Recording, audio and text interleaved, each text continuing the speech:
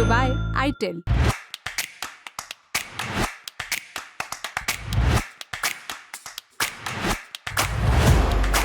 नमस्कार, मेरा नाम उपासना है और आप देख रहे हैं द लंदन टॉप का डेली फाइनेंशियल बुलेटिन खर्चा पानी।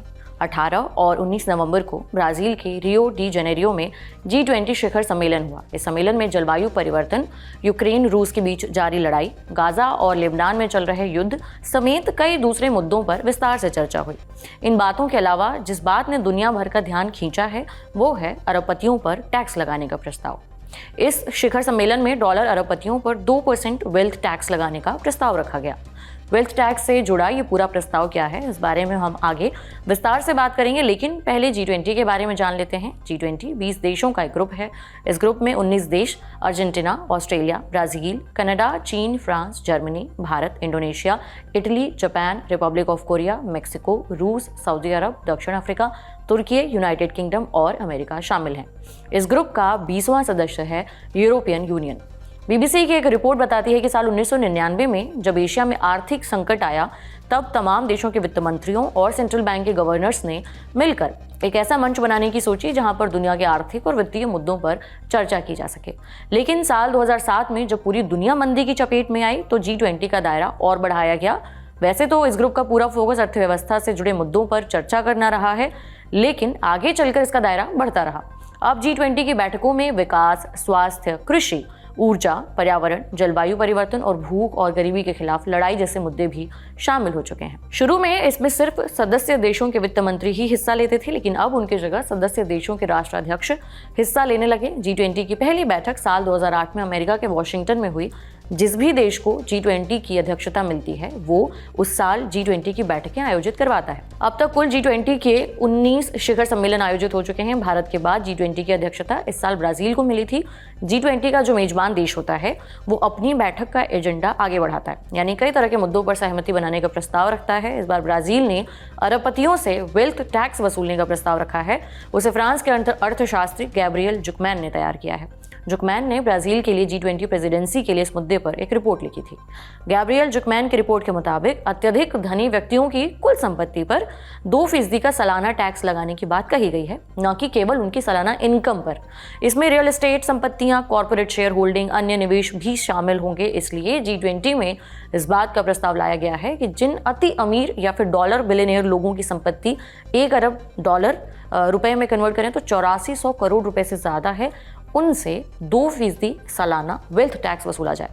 फ्रांस के इस अर्थशास्त्री ने अनुमान लगाया है कि दुनिया भर में सबसे अमीर 0.01% लोग अपनी संपत्ति का केवल 0.3% ही मोटा टैक्स देते हैं।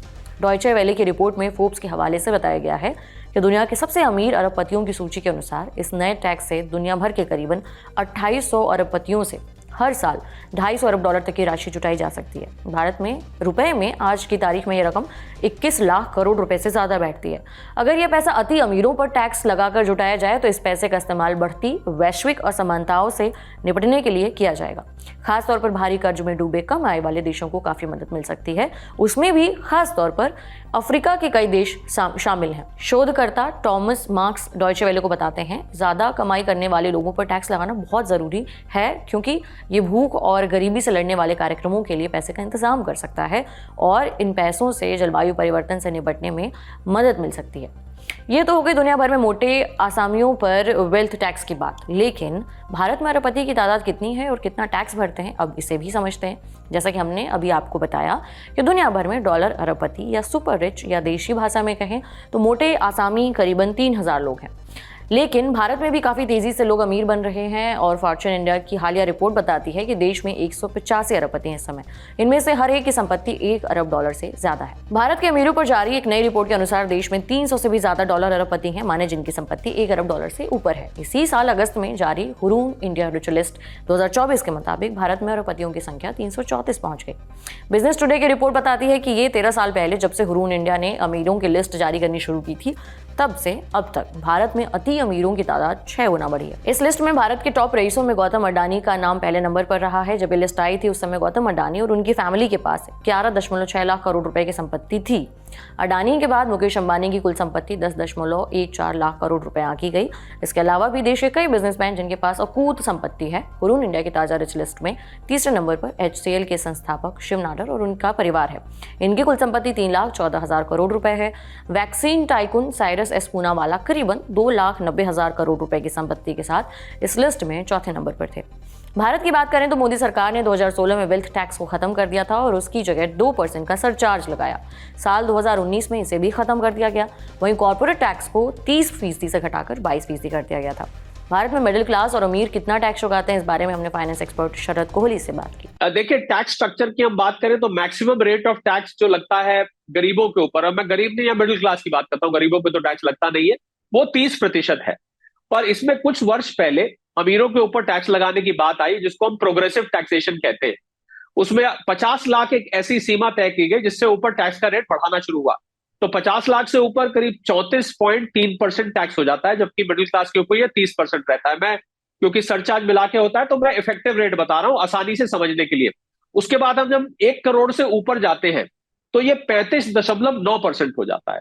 उसके बाद अगला स्लैब 2 करोड़ का है। 2 करोड़ से ऊपर जाते हैं तो ये 39% हो जाता है। उसके बाद अगर आप 5 करोड़ से ऊपर जाते हैं तो ये 42.7% हो जाता है। अब एक बहुत ही जरूरी बात जो इसमें समझने वाली है कि ये टैक्स इनकम के ऊपर है। यानी कि अगर एक बिलियनियर के पास मान लीजिए 10,000 करोड़ रुपए हैं या 20,000 करोड़ रुपए हैं, तो खाली पैसे होने का या वेल्थ होने पर उसके ऊपर कोई टैक्स नहीं लगेगा। जब तक वो अपने शेयर्स बेचेगा नहीं, जब तक वो अपनी वेल्थ बेचेगा नहीं, उस पर इनकम नहीं बुक करेगा, उसके ऊपर कोई टैक्स नहीं लगेगा। तो अगर हम इसको आसान भाषा में समझे, एक व्यक्ति के पास शेयर मार्केट मान लीजिए बहुत चढ़ी या स्टार्टअप के बाद किसी की वैल्यूएशन हाई हो गई और उसको मान लीजिए 5,000 करोड़ रुपए उसकी वर्थ थी, बढ़ के मान लीजिए वो वर्थ जो है, अभी जैसे उदाहरण के तौर पर स्विगी का इशू लिस्ट हुआ, बहुत सारे करोड़पति बन गए। तो आप करोड़पति बन गए तो क्या उनके ऊपर टैक्स लगेगा? इसका जवाब है ना, जब तक वो अपने शेयर्स को बेचेंगे नहीं।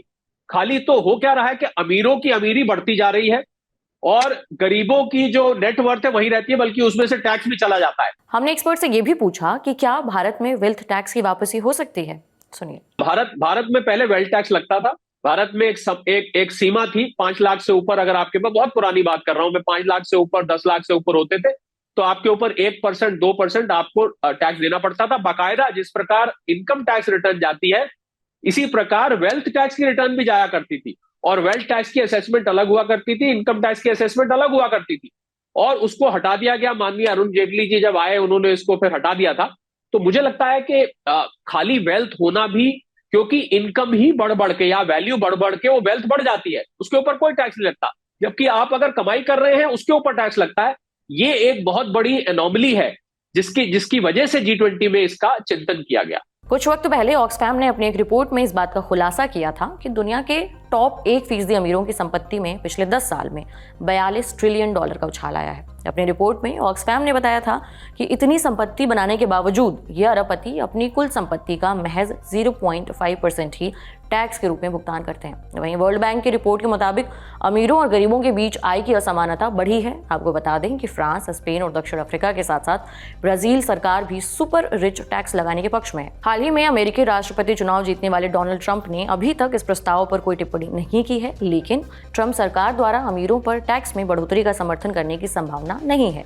उनके पहले कार्यकाल में बड़े टैक्स कटौती की गई थी, जिसका सबसे ज्यादा फायदा अमीर लोगों और अमीर व्यक्तियों और कंपनियों को हुआ था। इसी तरह भारत सरकार की तरफ से भी इस बारे में अभी तक कोई जवाब नहीं आया है। हालांकि कुछ महीने पहले एक सर्वे में ये बात सामने आई थी कि भारत के 74% लोग अमीरों पर वेल्थ टैक्स लगाने के पक्ष में हैं। जाते जाते एक जरूरी सूचना, लल्लन टॉप का सालाना अड्डा लौट आया है। जमेगा 22, 23 और 24 नवंबर को दिल्ली के मेजर ध्यानचंद नेशनल स्टेडियम में। 3 दिनों के लिए बनिए अड्डे का हिस्सा महज 499 रुपए में। रजिस्ट्रेशन के लिए thelallanTop.com पर दिए बैनर पर क्लिक कीजिए या फिर डिस्क्रिप्शन में दिए लिंक पर क्लिक कीजिए और बनिए लल्लन टॉप अड्डे का हिस्सा। आपके लिए बुलेटिन लिखा था हमारे साथी प्रदीप यादव ने। आपको कैसी लगी जानकारी में जरूर बताएं कमेंट बॉक्स में। बाकी देखते रहिए लल्लन टॉप। शुक्रिया। 499 रुपए में क्या ही मिलता है? पॉपकॉर्न का एक डब्बा मिलता है, एक कहानी पूरी सुनते हो और सब सफाचट हो जाता है। लेकिन अब बारी है कितनी ही कहानियां सुनने की। मम्मी को आप पसंद क्यों नहीं हैं, बताएंगी सुनंदा शर्मा। मम्मी कैसी हैं, पूछेंगे महीप सिंह। कहाँ गाड़े थे, विधायक जी आके खुद बताएंगे। रामाधीर सिंह यानी कि तिग्मांशु धूलिया। तापसी पन्नू आएंगी और बताएंगी ओटीटी पर साम्राज्य कैसे कायम किया जाता है। और तमन्ना की तमन्नाओं की भी तो खबर सुननी है। फिर मुन्ना भैया भी चले आ रहे हैं पूरा कारवां लेकर, और जो मुन्ना भैया बचे वो आ रहे हैं स्टैंड अप कॉमेडियन, एक और नाम है गौरव कपूर। पर इन सब से इतर है एक बहुत बड़ा सवाल जिस पर पूरे ब्रह्मांड में मंथन चल रहा है कि ब्राउन रंग किसने लिखा है।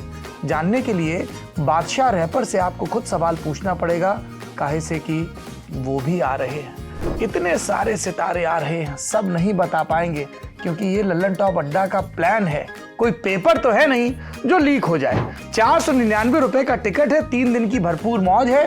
तारीख जल्दी से कैलेंडर पे कट्टम जीरो करके बना लीजिए। 22, 23 और 24 नवंबर।